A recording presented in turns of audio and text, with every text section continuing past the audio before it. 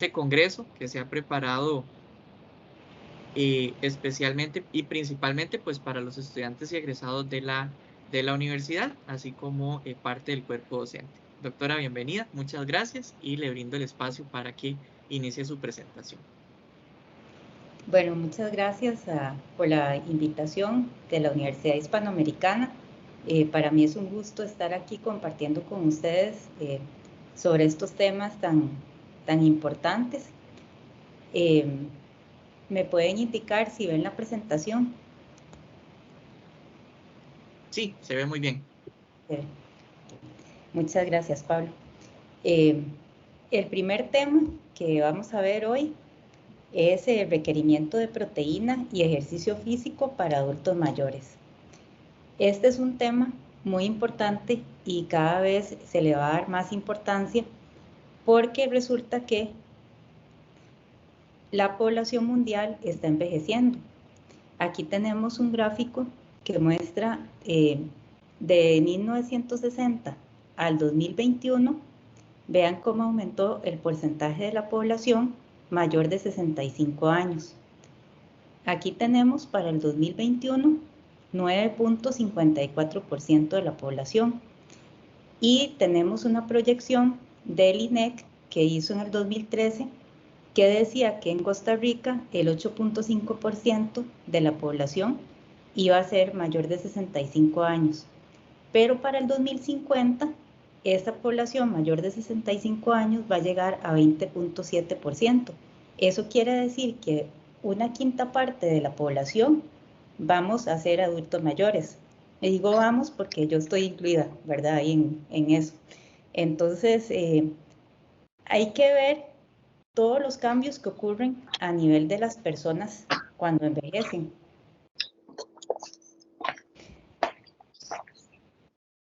Creo que hay un micrófono abierto. Si lo puede cerrar, por favor, gracias.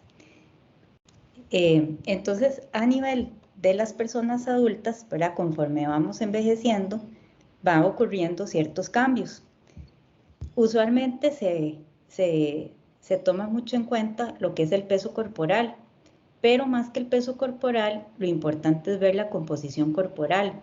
Y esa composición corporal consiste en dividir el cuerpo en varios compartimentos para saber cuánto tiene de grasa o tejido adiposo, cuánto es masa muscular, cuánto es masa óseo o tejido óseo. Vamos a ver ahora la diferencia y cuánto es agua corporal. Entonces, antes de ver las recomendaciones para adultos mayores, vamos a ver cómo cambia cada uno de estos componentes con la edad. Primero tenemos el peso corporal. El cambio en el peso corporal es diferente al cambio en la composición corporal. Puede ser que el peso se mantenga, pero la composición corporal varía muchísimo. Lo que se ha visto es que el peso aumenta constantemente a partir de los 30 años y eso es porque la tasa metabólica va disminuyendo poco a poco, ¿verdad? Usualmente no disminuye tan rápido, pero va disminuyendo por década. Y después este peso que va aumentando empieza a disminuir a partir de los 70 años. También con la edad disminuye la masa libre de grasa de un 2 a un 3% por década entre los 30 y los 70 años. Como disminuye la masa libre de grasa, también va disminuyendo el metabolismo, lo que es la tasa metabólica en reposo. Y también relacionado con el peso corporal está el agua corporal total, que también va disminuyendo con la edad. Después tenemos la grasa corporal. Entonces, aquí quiero como hacer una diferencia porque en composición corporal a veces se habla de masa, grasa y a veces se habla de tejido adiposo. La masa grasa es la grasa dentro del tejido adiposo, o sea, son los triglicéridos adentro del adiposito. Y en otros tejidos, por ejemplo, el tejido subcutáneo, el tejido visceral, no comprende los otros lípidos, como esteroles, fosfolípidos, y esta masa grasa puede haber grasa esencial, que es muy importante para las funciones vitales y para la formación de hormonas, y hay grasa de almacenamiento. Después tenemos el tejido adiposo, que está compuesto no solo por grasa, sino también por otros por otras moléculas, por ejemplo, proteínas, minerales, agua, que están en los adipocitos. Entonces se ha visto que con la edad aumenta la grasa corporal y ese aumento es mayor en mujeres que en hombres. También con la edad ocurre una redistribución de la grasa. Eso quiere decir que la grasa se va de la parte periférica, o sea, de las extremidades, se va hacia la región abdominal, que es la grasa visceral, y también se acumula dentro del músculo, eso se le llama grasa intramuscular, a nivel esquelético y cardíaco, y también en la médula ósea. Entonces, esta acumulación de grasa visceral lo que va a hacer es que va a producir una mayor cantidad de sustancias que son proinflamatorias. Entonces la persona que tiene más grasa visceral es una persona que se va a inflamar, ¿verdad? Y eso conlleva una serie de enfermedades crónicas. Aquí tenemos un gráfico que muestra cómo va cambiando la grasa con la edad. Entonces aquí tenemos, vamos a ver aquí a partir de 45. Entonces a partir de 45, bueno, vean que ya a partir de 18 ya empieza ahí a aumentar progresivamente la grasa en hombres y en mujeres. Después tenemos la masa muscular. Entonces, en la masa muscular está el músculo esquelético, que representa de un 30 a un 45% de la masa corporal total en personas sanas. Y este músculo esquelético contiene alrededor del 75% de las proteínas corporales totales. Entonces, la mayoría de las proteínas se encuentran en el músculo esquelético. Después de los 35 años se va perdiendo 1.25% de masa muscular por año y a partir de los 70 años esa pérdida se acelera. Entonces ya para un adulto mayor de 70 años va perdiendo masa muscular a un ritmo más acelerado. ¿Qué pasa en el músculo? Bueno, en el músculo disminuye la cantidad y el tamaño de fibras tipo 2. Las fibras tipo 2 son las fibras de contracción rápida. Entonces, por eso es que las personas con la edad se van volviendo más lentas. Después disminuye el número de mitocondrias, disminuye el número de células satélite, disminuye la elasticidad muscular. También hay un cambio de tipo de fibras rápidas a lentas y también hay infiltración de grasa en el músculo. Entonces, lo que quiere decir eso es que va a entrar la grasa en el músculo y eso va a hacer que aumente la rigidez. Entonces los músculos se vuelven, digamos, menos flexibles y por eso vamos a ver más adelante que se recomienda ejercicios de flexibilidad en todas las etapas de la vida, pero en adultos mayores es muy importante porque aumenta esta rigidez. Después tenemos la masa ósea. Entonces aquí tenemos dos conceptos que es importante diferenciar, ¿verdad? Entonces es importante ver la diferencia entre masa ósea y esqueleto o tejido óseo. Masa ósea es la cantidad de minerales, calcio y fósforo que contiene cierto volumen de hueso. La masa ósea sirve para diagnosticar osteopenia, osteoporosis y está relacionada con la densidad mineral ósea y el contenido mineral óseo. Y ese contenido mineral óseo representa aproximadamente 40% del peso del esqueleto. Entonces, si nosotros hablamos de esqueleto, es diferente hablar de masa ósea, ¿verdad? Por otro lado, el esqueleto o el tejido óseo es la armazón, ¿verdad? Es como lo que sostiene los tejidos blandos y protege los órganos internos, como por ejemplo las costillas, ¿verdad? Que protegen todos los órganos centrales. Está formado por tejido compacto y tejido trabecular. Contiene osteoblastos, osteoclastos, vasos sanguíneos. Vea que contiene no solamente mineral óseo, sino que contiene otros componentes y representa entre un 9 y un 14% del peso corporal. Entonces aquí tenemos un ejemplo de una persona que pesa 60 kilos, el peso del esqueleto, digamos, es 6 kilos, y de esos 6 kilos, el 40% va a ser el contenido mineral óseo, ¿verdad? Entonces, ese esqueleto tiene aproximadamente 2.4 kilos de contenido mineral óseo. ¿Qué pasa con la masa ósea? Resulta que va disminuyendo la estatura 1 centímetro por década a los 40 y 50 años. Entonces ahí va ya a partir de los 40 años ya va disminuyendo esa estatura, como podemos ver aquí en el gráfico, ¿verdad? Que a partir ya de los 40 se va acelerando la pérdida y la pérdida va siendo más rápida a partir de los 50 y es más acelerada en mujeres que en hombres. Y esto tiene que ver con el periodo de menopausia en las mujeres.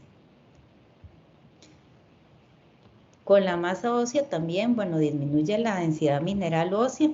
En mujeres, esta pérdida de densidad mineral ósea ocurre antes que en los hombres, alrededor de los 45 años, y se va perdiendo un 1% por año.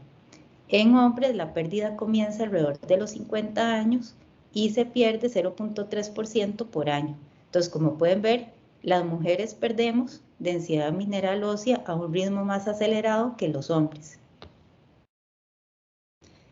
El ejercicio físico, especialmente el ejercicio de fuerza quiere decir ejercicio que ponga una resistencia, ¿verdad? Por eso también se le llama contrarresistencia. Entonces, por ejemplo, alzar pesas, utilizar máquina en el gimnasio, usar el peso del cuerpo, o sea, el peso corporal, como por ejemplo al hacer una plancha.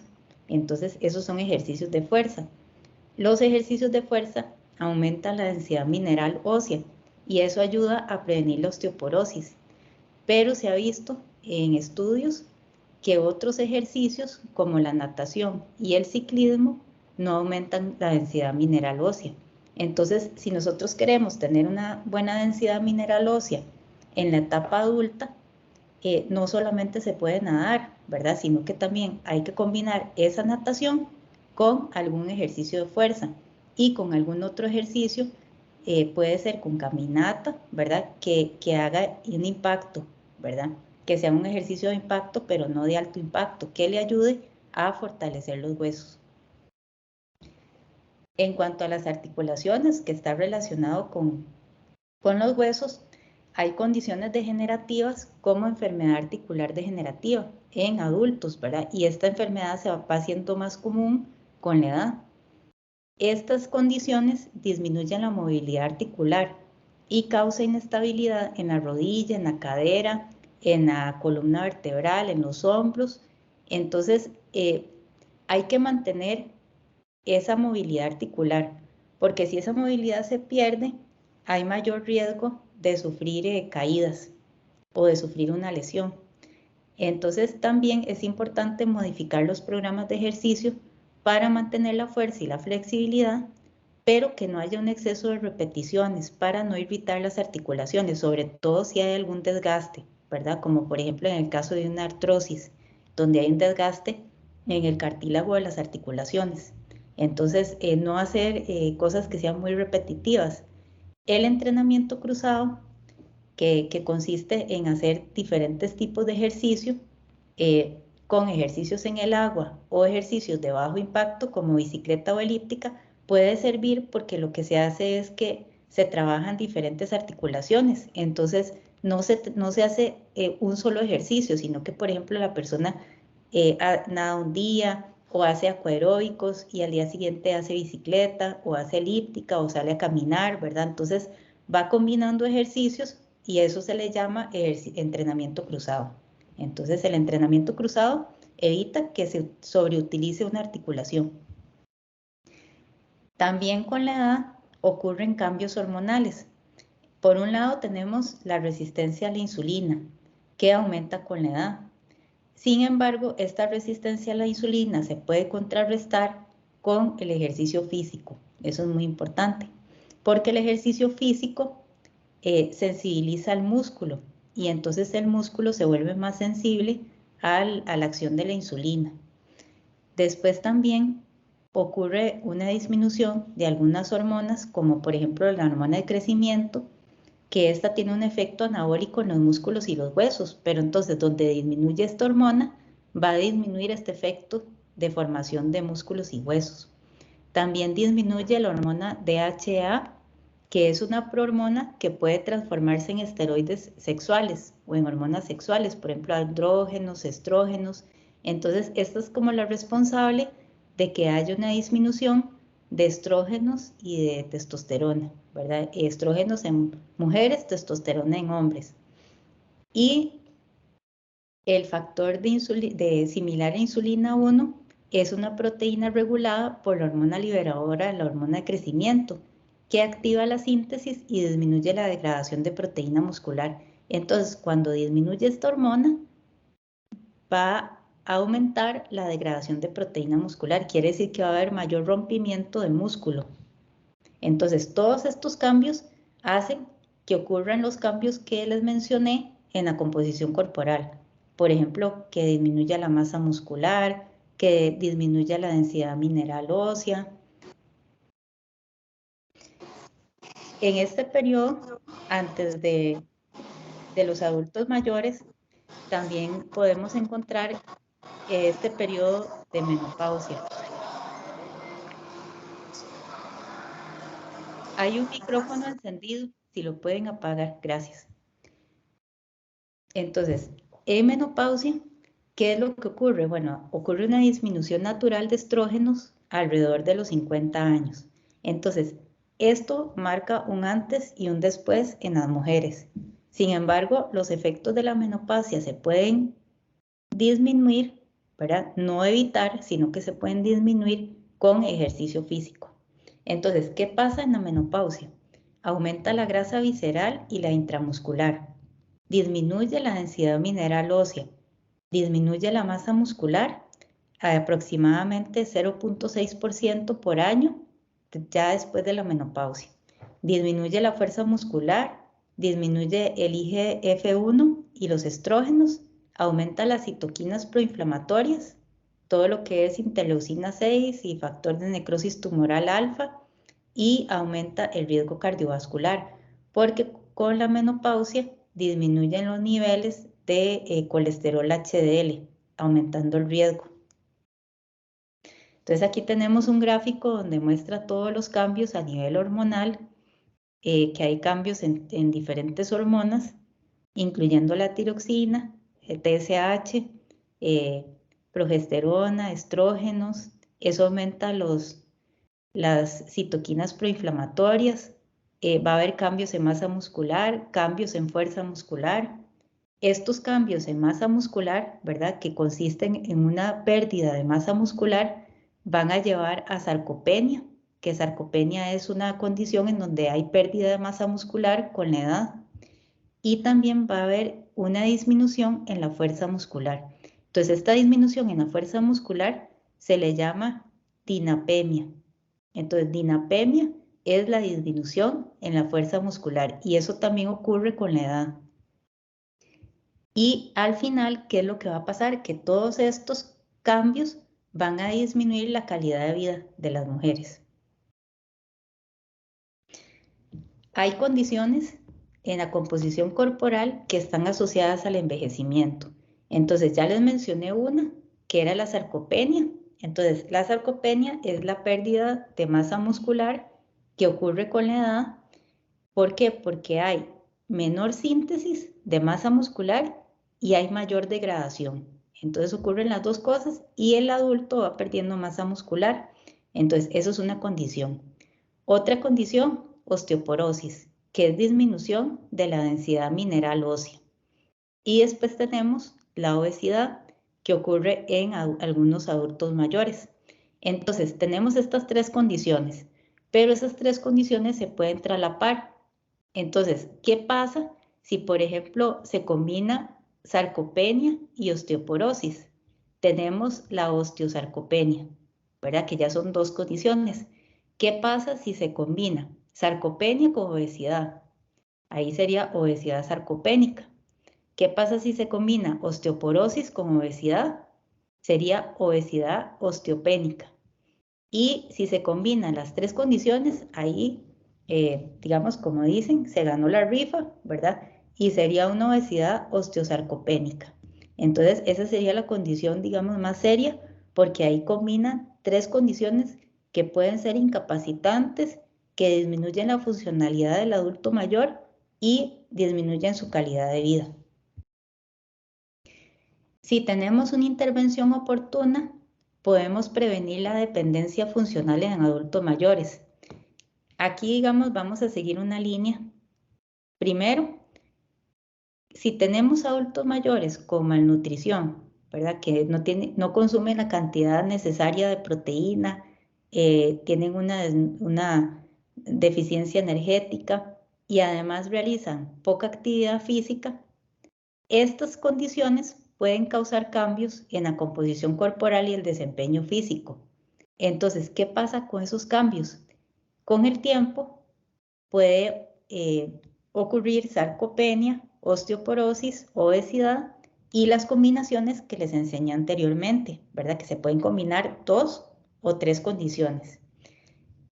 Estas condiciones, si no se tratan, pueden llevar a fragilidad del adulto mayor y eso va a llevar a una dependencia funcional. Entonces, dependencia funcional es que la persona no se vale por sí misma, que no puede hacer las actividades de la vida diaria, o sea, las actividades cotidianas, y va a depender de otras personas para poder realizarlas.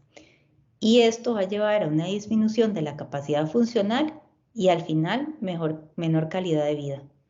Pero ¿cómo nosotros podemos intervenir aquí?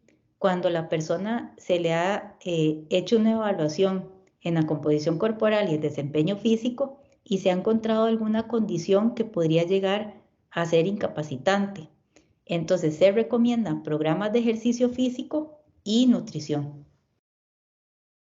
Entonces vamos a hablar primero de la evaluación de composición corporal. Tenemos los indicadores antropométricos básicos. Con esta evaluación de composición corporal es importante realizarla en adultos mayores porque así se puede detectar a tiempo alguna condición y se puede intervenir para tratar de corregirla o frenar, ¿verdad? Por ejemplo, si ha venido perdiendo masa muscular, frenar la pérdida de masa muscular. Indicadores antropométricos básicos, bueno, tenemos masa, ¿verdad? Que digamos es lo que conocemos como peso corporal y la talla. Circunferencia abdominal, circunferencia de brazo, que a partir de ahí se puede sacar la circunferencia muscular de brazo y área muscular de brazo, o sea, se puede hacer como toda la antropometría del brazo. Se ha visto que si la circunferencia del brazo es menor que 21 centímetros, entonces ahí ya hay riesgo de desnutrición. Igual con la circunferencia de pantorrilla, ¿verdad? También llamada pierna. Si es menor que 31 centímetros, entonces ahí hay riesgo de desnutrición. También contamos con algunos índices, por ejemplo, el IMC, ¿verdad? Que es el índice de masa corporal. La OPS en el 2002 definió el IMC normal para adulto mayor entre un rango de 23, mayor que 23, a menor que 28 en IMC. Entonces ese rango es distinto al rango que nosotros manejamos para los adultos.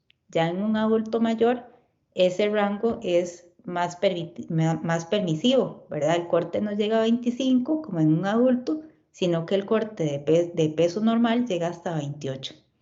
Después también, bueno, y aquí lo pueden observar en el cuadro, donde viene delgadez, normal, sobrepeso, que ya sería mayor o igual a 28, a menor que 32.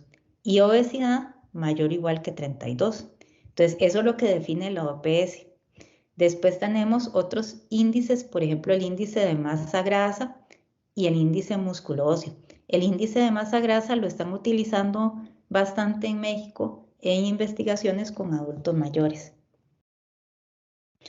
Entonces, una forma de evaluar la composición corporal es con los pliegues cutáneos.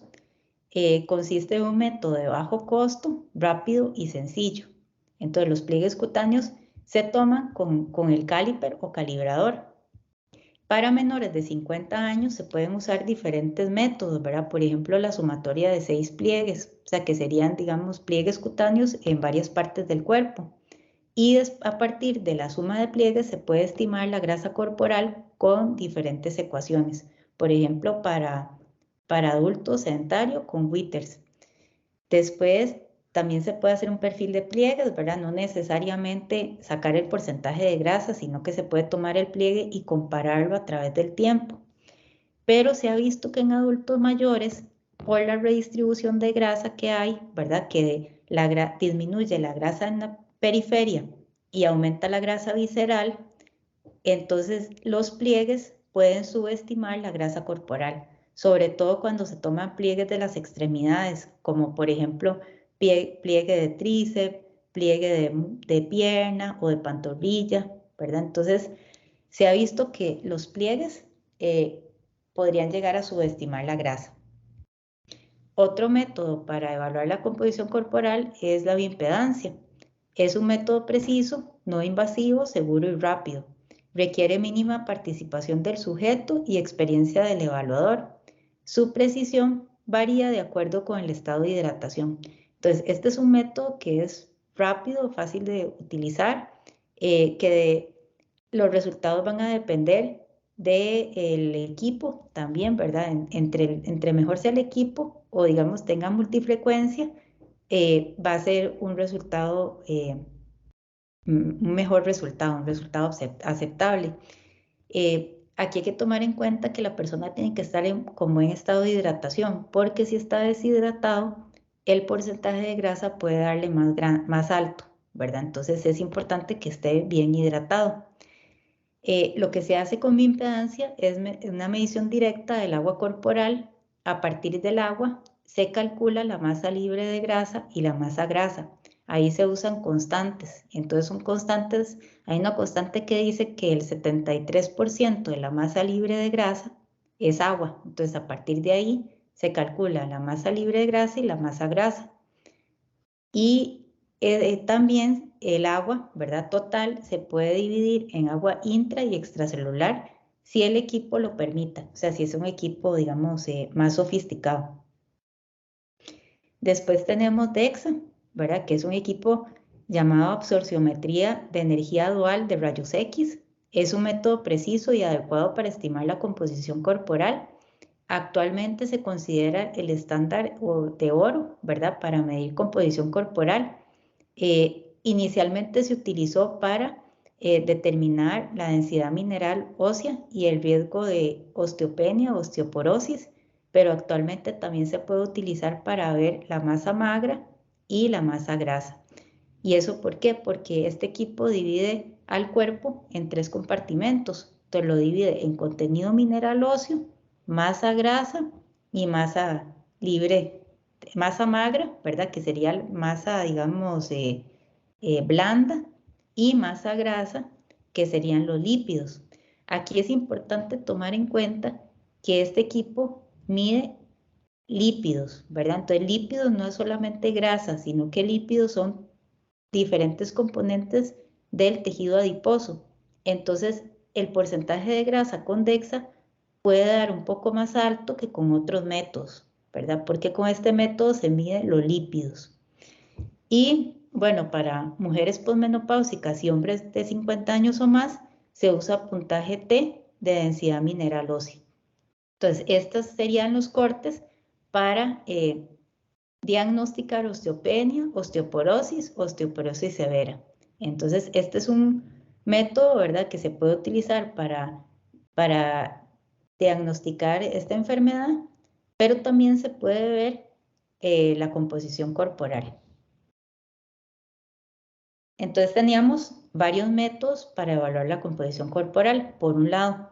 Ahora vamos a ver varias formas o varias pruebas para evaluar el desempeño físico en adultos mayores. Tenemos la primera prueba, que es la fuerza prensil de mano. Lo que hace es medir la fuerza muscular y la función del miembro superior, ¿verdad? A nivel de la mano. Se utiliza un dinamómetro, que es aquí como estos que están en los dibujos, ¿verdad? El valor va a variar con la edad y con el sexo. Entonces, usualmente se usan normas de evaluación y se han definido puntos de corte para diagnosticar sarcopenia, ¿verdad? Entonces, está este consenso europeo para el estudio de la sarcopenia, que en el 2018 estableció que el punto de corte era en mujeres menos de 16 kilos y en hombres menos de 27 kilos. Entonces quiere decir que si hacen la prueba del dinamómetro y en una mujer le da menos de 16 kilos de fuerza, entonces eso sería un criterio para diagnosticar sarcopenia junto con los criterios de composición corporal. Y en México en el 2021 se establecieron otros cortes, por ejemplo para mujeres menos de 12 kilos y para hombres menos de 22 kilos. Otras pruebas son sentarse y levantarse. Entonces, esta es muy sencilla porque lo que se hace es que se le pide a la persona que se siente en una silla, que se siente completamente y que se vuelva a levantar y se siente, y eso lo hace 5 veces. Entonces, lo que se hace es que se toma el tiempo, o sea, ¿cuánto dura? Parándose y sentándose 5 veces. Después, otra prueba es la velocidad de marcha, que consiste en recorrer 4 metros, ¿verdad? ¿Qué tan rápido recorre 4 metros? Entonces, a esto se le va a sacar la velocidad, que serían los 4 metros entre el tiempo, ¿verdad? Entonces, eso nos da metros por segundo, ¿verdad? Y esa sería la velocidad de la marcha. Entonces, esas son 3 pruebas que se pueden utilizar. Existen más pruebas, ¿verdad? Pero estas pruebas se han utilizado en diferentes estudios para evaluar el desempeño físico. Entonces está la prueba de la fuerza prensil de mano, sentarse y levantarse y velocidad de marcha. Entonces aquí podemos ver en los gráficos que a partir de 65 años, aquí están agrupados de 65 a 69, de 70 a 74, de 75 a 79, de 80 a 84. En hombres, que serían los puntos redondeados, y las mujeres, que serían los triángulos. Entonces se puede ver que conforme la persona envejece, disminuye la fuerza prensil de mano. Y ya que la disminución es más pronunciada en hombres que en mujeres, ¿verdad? Eso es un dato interesante. También la velocidad para levantarse y sentarse de la silla va aumentando con la edad. Y la velocidad de la marcha, ¿verdad? Con esa prueba de los 4 metros, va disminuyendo con la edad. Entonces, esos son cambios que ocurren en el desempeño físico.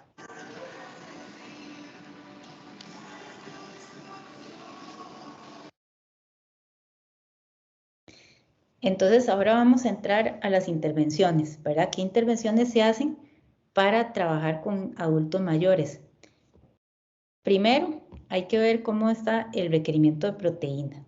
Entonces, hay que tomar en cuenta que los adultos mayores sufren de resistencia anabólica. Entonces, ¿qué es resistencia anabólica? Que esto disminuye la respuesta de la proteína muscular al estímulo nutricional de aminoácidos. Lo que quiere decir es que el músculo no va a crecer lo mismo ante el mismo estímulo de aminoácidos.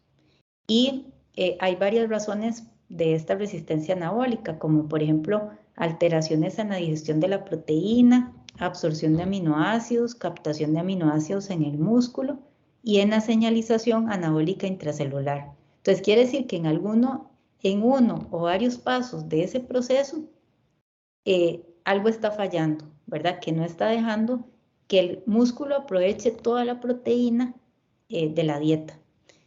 Entonces, esa capacidad anabólica postprandial, ¿verdad? Después de la comida, está reducida y eso es una causa de sarcopenia, ¿verdad? La resistencia anabólica es una causa de sarcopenia y esa resistencia anabólica ocurre en adultos mayores, pero también se ha visto que ocurre en personas con obesidad, ¿verdad? Entonces es muy interesante.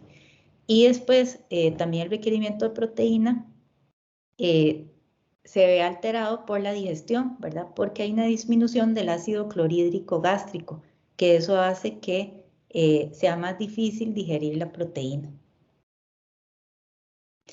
¿Cuáles son las recomendaciones para las personas adultas mayores? Bueno, se recomienda entre 1 y 1.2 gramos de proteína por kilogramo de peso al día. Esto, digamos, recordemos que si tenemos las recomendaciones generales de proteína para adultos, andan alrededor de 0.8 gramos por kilogramo de peso al día. Y estas recomendaciones aumentan para personas adultas mayores. Ahí hay que tomar en cuenta si la persona es una persona sana que no presenta una patología renal, porque en ese caso va a tener un abordaje distinto. También la proteína se recomienda distribuirla, ¿verdad? Entonces, que quede repartida durante el día en 0.4, alrededor de 0.4 gramos de proteína por kilogramo de peso por comida, ¿verdad? Que eso sería si el adulto mayor hace ejercicio, después del ejercicio y cada 3 o 4 horas. Que la proteína sea de alta calidad, como carnes magras, ojalá que estén más suaves, ¿verdad? Por todo el asunto de la digestión y también de la masticación. Lácteos, soya, huevo, nueces y semillas. También pueden usar mantequilla de semillas. Y en el caso de que trabajemos con vegetarianos, se recomienda hacer un ajuste por digestibilidad, aumentando entre un 10 a un 25% del requerimiento calculado. En mujeres posmenopáusicas se recomienda 1.2 gramos por kilogramo de peso al día y que la proteína sea de alta calidad y que aporte aminoácidos esenciales, todos los aminoácidos esenciales. Después, en obesidad sarcopénica, en adultos mayores, se recomienda entre 1 a 1.5 gramos por kilogramo de peso al día, que la proteína sea de alta calidad, que contenga fuentes de leucina. Ahí una buena fuente de leucina es la leche, y que consuma proteína cada 3 a 4 horas, o sea que esté distribuida a lo largo del día. Ahora vamos a hablar de ejercicio físico. Entonces, con el ejercicio físico hay que ver el contexto, ¿verdad? Que los adultos mayores representan el grupo etario más heterogéneo, ¿verdad? Porque hay adultos mayores que son independientes, ¿verdad? Que hacen su vida independientemente, y hay adultos mayores que están institucionalizados, ¿verdad? En algún hogar de ancianos, ¿verdad? Dependen de otras personas. También hay adultos mayores que utilizan diferentes medicamentos y eso va a influir en el ejercicio físico, ¿verdad? Pueden tener algún efecto directo en alguna variable de ejercicio físico. Entonces hay que tomar todo eso en cuenta a la hora de ver el ejercicio físico como tal. Se recomienda hacer una evaluación inicial, individualizar para cada persona adulta mayor, ¿verdad? Por lo que les comenté, que cada adulto mayor es diferente. Puede ser que use medicamentos, que tenga condiciones especiales, que tenga alguna lesión, algún desgaste articular. Es importante buscar un aval médico, tener pruebas, eso sería lo ideal, ¿verdad? Diferentes pruebas, electrocardiograma o ecocardiograma, exámenes de laboratorio, hacer pruebas de composición corporal. También buscar supervisión de profesional en ciencias del movimiento humano. Ya digamos, para la parte de montar un programa de ejercicio, es importante buscar un profesional que sea un educador físico o un promotor de la salud. También los fisioterapeutas pueden hacer programas de ejercicio. Entonces, en el caso de que el adulto mayor tenga alguna lesión, por ejemplo, que haya ciertos ejercicios que no pueda hacer porque tenga una lesión en la espalda. También es importante hacer una prueba de aptitud física. Entonces, se hacen diferentes pruebas, como las pruebas que les mencioné, para ver el desempeño físico. Y se prescribe el ejercicio, ¿verdad? Entonces, ¿qué es lo que se busca con prescripción de ejercicio? Aumentar el ejercicio y disminuir la prescripción de medicamentos, ¿verdad? Tratar de que este adulto mayor se mueva más, que haga más ejercicio de forma controlada, ¿verdad? De forma responsable, pero para que al final eso se vea reflejado en una disminución en el uso de medicamentos. Tenemos las recomendaciones de ejercicio de la OMS que salieron en 2020 en cuanto a ejercicio aeróbico, que es ejercicio continuo, ¿verdad? También se le llama ejercicio cardiovascular, como por ejemplo correr, trotar, nadar, bailar, andar en bicicleta. Lo que busca es mantener la salud cardiovascular. Entonces se recomienda al menos entre 150 y 300 minutos de actividad física de intensidad moderada, o entre 75 y 150 minutos de actividad física vigorosa. Para lograr beneficios adicionales, se recomienda más de 300 minutos de actividad física a intensidad moderada o más de 150 minutos de actividad física a intensidad vigorosa. En cuanto a la fuerza, mantener o aumentar la masa muscular y fortalecer las articulaciones. Se recomienda hacer por lo menos 2 días por semana entrenamiento de fuerza. En cuanto al ejercicio neuromotor, aquí lo que se busca es entrenar, ¿verdad? O practicar las habilidades motoras como por ejemplo balance, propiocepción, coordinación, agilidad, estabilidad postural. ¿Y eso para qué? Para que el adulto mayor siga siendo funcional e independiente. Entonces también se recomiendan actividades con combinaciones de ejercicio de flexibilidad, fuerza y neuromotores. Ahí tenemos, por ejemplo, yoga, tai chi y qigong. Entonces, estos ejercicios neuromotores se recomiendan para adultos mayores al menos 3 días por semana. Y aquí podemos ver un señor haciendo un ejercicio de balance y propiocepción sobre una bola medicinal. Y aquí tenemos un grupo de adultos mayores haciendo tai chi. Entonces vamos a ver la prescripción de ejercicios de ejercicio aeróbico, de fuerza y flexibilidad.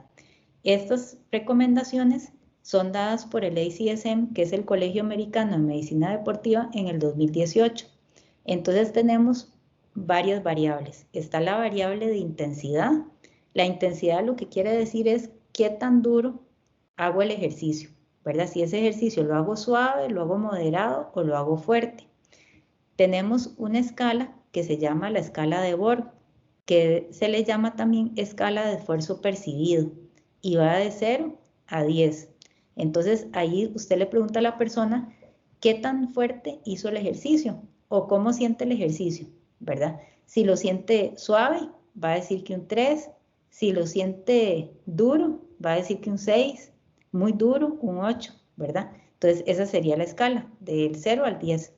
Entonces se dice que es intensidad moderada cuando, digamos, la persona dice entre un 5 y un 6 de la escala de esfuerzo percibido, o sea, de esta escala. Y la intensidad vigorosa o fuerte cuando indica entre un 7 y 8, ¿verdad? De la escala de Borg. También se puede hacer el test del habla. Test del habla quiere decir que si la persona puede hablar durante el ejercicio. Si la intensidad es moderada, la persona puede mantener una conversación. Por ejemplo, salen a caminar, ¿verdad? 2 personas y están hablando, entonces la intensidad es moderada. Si es vigorosa, solamente pueden decir unas palabras. Entonces, esa sería, digamos, la intensidad del ejercicio. El ejercicio aeróbico, entonces, podría ser moderado o vigoroso, dependiendo de la condición física de la persona. Tiempo. ¿Cuánto tiempo se recomienda? Entre 30 y 60 minutos de actividad moderada al día, que sumen entre 150 y 300 minutos semanales. O podrían ser entre 20 y 30 minutos de actividad vigorosa al día, que sumen entre 75 y 150 minutos semanales. Hay adultos mayores que por diferentes condiciones o desgastes, ¿verdad?, no pueden hacer mucho tiempo de ejercicio seguido. Por ejemplo, esos adultos no pueden hacer 30 minutos seguidos, pero entonces se les puede recomendar hacer, fraccionar ese tiempo en varias partes. Entonces, hacer segmentos de al menos 10 minutos. Entonces, 10 minutos en la mañana, 10 minutos después del almuerzo, 10 minutos en la tarde, y así suman 30 minutos al día. Y eso es válido. O sea, la persona puede dividir el tiempo de ejercicio. Después la frecuencia, se recomienda mayor o igual a 5 días por semana a intensidad moderada. Si la persona hace intensidad vigorosa, mayor o igual a 3 días por semana. Y si hace una combinación de intensidades, eso quiere decir que unos días hace ejercicio fuerte, otros días hace ejercicio moderado, pueden ser de 3 a 5 días por semana. Entonces la frecuencia es cuántos días por semana van a hacer ejercicio. El tipo de ejercicio. Para ejercicio aeróbico se recomienda actividades que no generen estrés ortopédico, que no vayan a causar golpe en las articulaciones para que los adultos mayores no se lesionen. Entonces ahí tenemos, como les había mencionado, caminata, natación, bicicleta estacionaria, elíptica, remar, bailar. Progresión. Progresión se refiere a que es importante ir llevando como un cambio, ¿verdad? Ir aumentando progresivamente la carga de ejercicio. Entonces aquí tenemos un ejemplo. Las semanas 1 y 2, caminata suave, 20 minutos, 3 días por semana. Y las semanas 3 y 4, caminata suave, 20 minutos, 3 días por semana. Entonces ya eso es una progresión porque le aumenta o hace un estímulo un poco mayor, ¿verdad? Para que la persona no haga lo mismo todo el tiempo, sino que vaya aumentando poco a poco.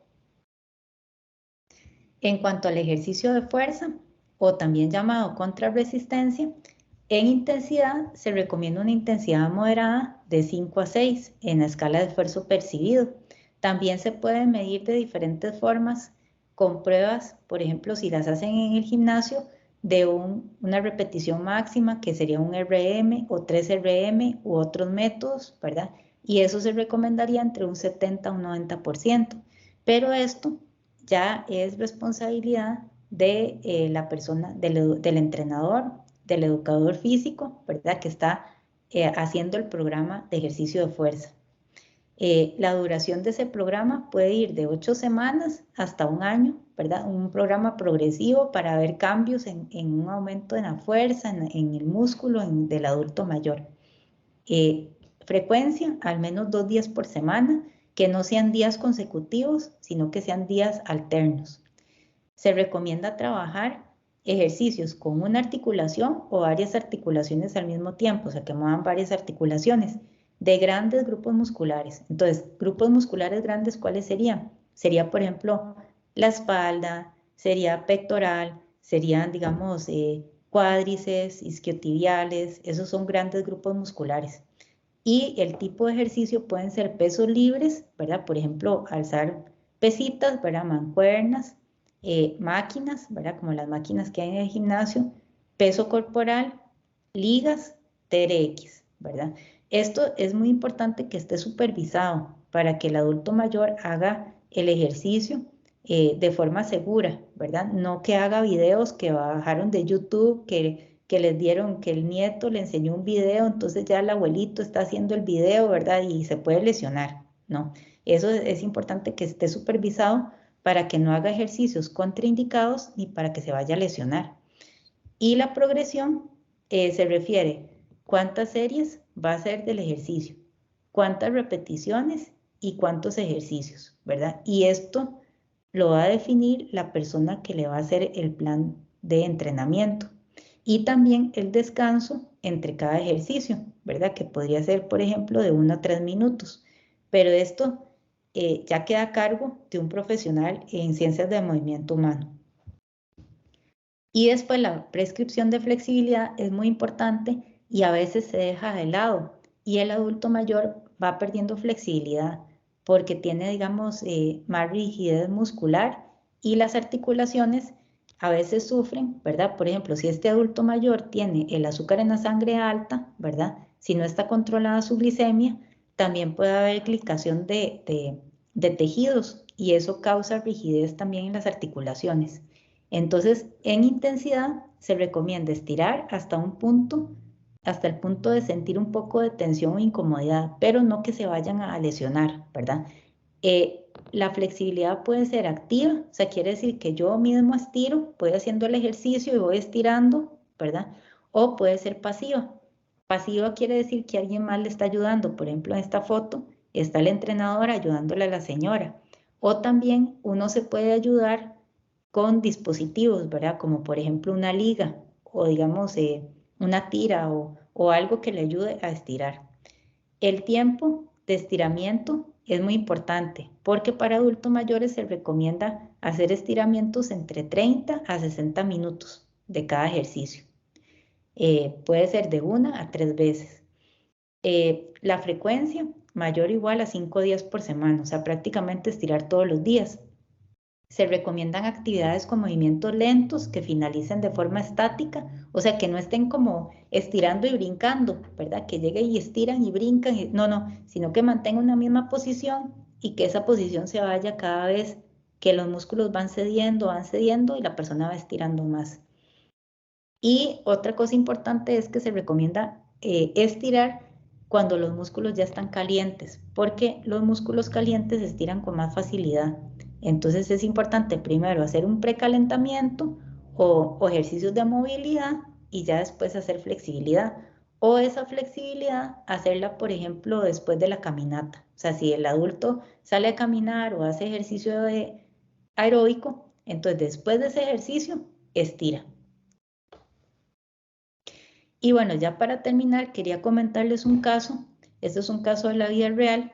Es una señora que es una campeona, tiene 70 años, ella entrena en un gimnasio, hace 1 hora de pesas, tiene 2 rutinas diferentes. Entonces, lunes y jueves hace la rutina número 1, martes y viernes hace la rutina número 2.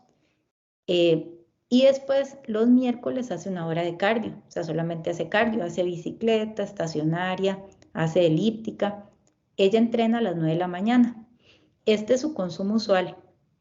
Entonces aquí yo quería enseñarles cómo está la distribución de la proteína, ¿verdad? Para ver cómo está la proteína en el transcurso del día. Entonces, por ejemplo, bueno, ella antes de desayunar se toma un batido verde con una fruta, avena y linaza. Después, ella manifiesta que esto le ayuda mucho a la digestión y que se siente muy bien y que está dispuesta a continuarlo. En el desayuno, consume 3 intercambios de proteína. Entonces ahí empezamos con la proteína, más el gallo pinto. Ella le tenga el gallo pinto con tortillas de maíz, ¿verdad? Pero aquí les puse en el ejemplo gallo pinto, que también aporta proteína vegetal. Antes del ejercicio, consume jugo de naranja con 10 gramos de colágeno y fruta. Durante el ejercicio toma agua. Después del ejercicio, ella toma un batido con yogur natural, media medida de proteína whey, que le da como 12 gramos de proteína, y fresas. Después en el almuerzo consume entre 90 y 120 gramos de carne cocida, que serían de 3 a 4 intercambios de carne, de proteína. En la merienda de la tarde incluye 2 intercambios de proteína. Y en la cena otra vez incluye de 3 a 4 intercambios de proteína. Entonces, como pueden ver, esa proteína está distribuida en el día. Y lo interesante es que muchas personas, por ejemplo, en el desayuno no incluyen tanta proteína, a lo más incluyen 1 o 2 intercambios de proteína, pero ella incluye 3. Y después del ejercicio también toma proteína, ¿verdad? Eso es una cantidad de proteína que está calculado de acuerdo a su peso corporal y da 0.4 gramos por kilogramo de peso. Entonces, quería enseñarles los resultados de esta señora. Aquí tenemos, esas son mediciones hechas con InBody. Tenemos la línea de tiempo, pero ahí casi no se puede observar la fecha, pero aquí, digamos, donde les estoy señalando, ahí esta es la masa muscular. Entonces, la masa muscular iba ahí más o menos constante. Hubo una disminución porque ella cambió de entrenador, el entrenador se fue del gimnasio, entonces ella estuvo ahí un tiempo sin entrenar, ¿verdad? Y después ya empezó a entrenar con otro entrenador y entonces hicimos esos cambios en la alimentación, ¿verdad? De repartir la proteína en el día y empezó a aumentar masa muscular. Entonces, esta persona de 70 años logró aumentar más de 1 kilo de masa muscular entre diciembre y mayo de este año. Entonces fue muy impresionante porque, o sea, ¿quién dice que una persona adulta mayor no puede aumentar masa muscular? O sea, sí puede, siempre y cuando haga ejercicio, ¿verdad? De la rutina adecuada y reparta la proteína bien durante el día, o sea, que haya una distribución adecuada. Y ya para terminar, quiero concluir con esta frase. El ejercicio físico regular no puede detener el proceso biológico de envejecimiento, pero sí minimiza los efectos fisiológicos del sedentarismo y retrasa el desarrollo y progresión de enfermedades crónicas y condiciones incapacitantes. Y muchas gracias por su atención. Aquí queda mi correo por si acaso tienen alguna pregunta. Muchísimas gracias, doctora, por esta ponencia. Tenemos por acá una preguntita con relación a lo que es la hidratación. Dice, en cuanto a la ingesta de agua en el adulto o en un adulto que se mantiene activo físicamente, ¿hay alguna recomendación específica? Bueno, ese era otro tema. Vieras que yo quería como entrarle un poco más al asunto del agua, ¿verdad? Pero resulta que por cuestiones de tiempo no me metí en ese tema, pero es un tema muy interesante porque el adulto mayor tiene un umbral de sed más alto. Entonces lo que quiere decir es que siente sed cuando ya está más deshidratado. Entonces es muy importante, si uno está trabajando con adulto mayor, eh, indicarle la importancia de hidratarse, ¿verdad? ¿Con cuánta cantidad? Bueno, ahí también va a depender de cuánta cantidad pierde durante el ejercicio. Ahí digamos que si es un adulto mayor que está haciendo ejercicio regularmente, se le podría hacer una medición de tasa de sudoración para ver cuánto líquido pierde por hora durante el ejercicio y a partir de ahí poderle dar una recomendación más personalizada. Y si no, digamos, se le puede decir como un rango muy general que es, digamos, de 500, 800 mililitros por hora, pero ese es un rango muy general. O sea, lo mejor sería poder medir la tasa de sudoración para ver cuánto líquido pierde. Ok, muy bien, muchas gracias. Continúa el comentario, dice, se resisten a tomar agua por el tema también de la incontinencia, en algunos casos. Sí, ahí lo que habría que hacer es tal vez, digamos, mezclar esa agua con un poco de electrolitos. También hay que tomar en cuenta si la persona tiene hipertensión o no, ¿verdad? Para ver la cantidad de electrolitos que se le pueden agregar. Pero durante el ejercicio, si la persona hace más de una hora, va a perder electrolitos. Entonces también habría que ver cuánto tiempo de ejercicio hace. Y, y también ver el consumo de electrolitos durante el día. Y no solamente, digamos, de sodio, sino también de otros minerales, potasio, magnesio, ¿verdad? Entonces, ver el consumo en general de todos esos minerales. De acuerdo. Bueno, muchísimas gracias, doctora, por esta excelente ponencia que nos acaba de brindar por ahí, chicos. De igual manera, ¿verdad? Les recuerdo, tenemos el espacio del chat, tenemos una cajita que dice PIR, ¿verdad? Que eso es preguntas y respuestas. Eso nos pueden hacer las preguntas y luego por temas de tiempo, ¿verdad? Y pues las estaríamos posteriormente contestando. Recordarles, ¿verdad? Entre las normas generales, recordar a la hora de ingresar, mantener lo que es el micrófono apagado, al igual que la cámara, ¿verdad? En este caso, pues sí tienen los accesos para lo que es mantenerlo, ¿verdad? Para que el expositor pues pueda desarrollar la ponencia de la manera más fluida. Doctora, aparte de la Universidad Hispanoamericana, agradecerle muchísimo por este excelente desarrollo del tiempo, de la presentación. Lástima el tema del tiempo, ¿verdad? Que nos hubiese encantado pues abordar pues otros temas, pero ya tendremos otros espacios y otros momentos y esperamos tenerla de vuelta por acá. Y las puertas pues están abiertas de parte nuestra para seguir pues recibiendo tantísima información y de tan alta calidad como la que nos ha presentado. Muchísimas gracias por el tiempo. Gracias a ustedes y que pasen buenas noches.